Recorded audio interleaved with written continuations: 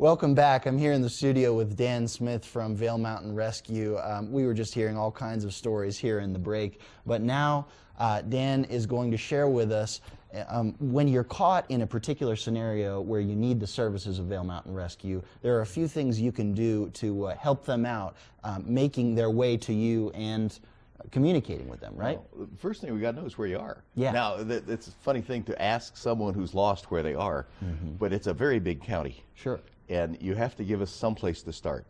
Knowing what trail you're on is always good. Yeah. Knowing where your car's parked is always good. Knowing where you got off the bus is always good.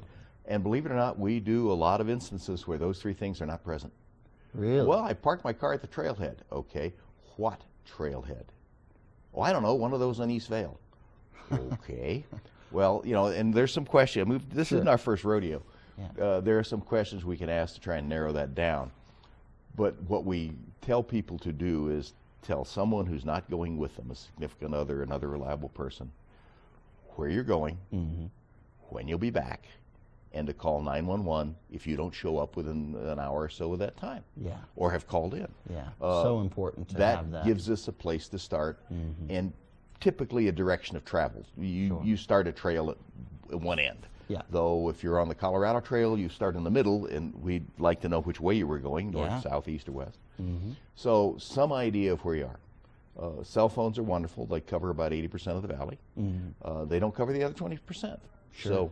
So the next thing we'd like you to do is, if you've successfully contacted 911, stay put.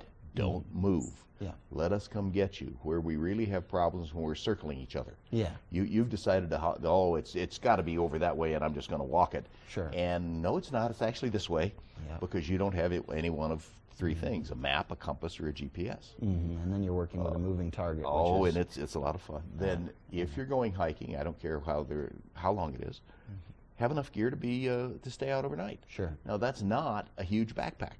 That's a quart Ziploc bag.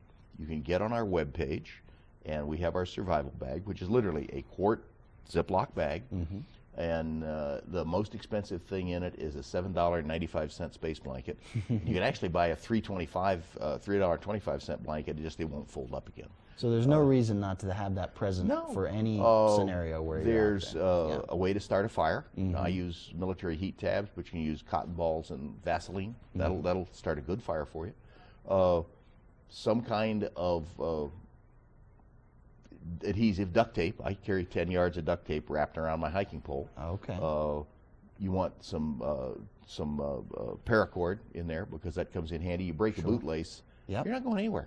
Yep. But think of it this way: if you're walking your dog up Booth Falls, and you walk your dog up Booth Falls every day, and you go diddy-bopping up the trail, and you slip and break your ankle.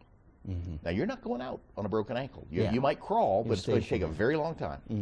And typically on Booth, there's enough traffic, somebody's going to find you, they're going to call 911. Sure. But let's say you landed on your cell phone, and it's 6:30. Yeah. And nobody else is coming up that trail. Yeah. You're in trouble. Very quickly, things have taken a turn. Things have taken a turn for the worse in a very common situation. And you have to be prepared for that situation. Yeah. So going out with a grocery store water bottle and your Tevas and a sweatshirt tied around your waist is not prepared for the situation. And we've pulled, we worked one young lady many years ago on Holy Cross who had exactly that. Sure.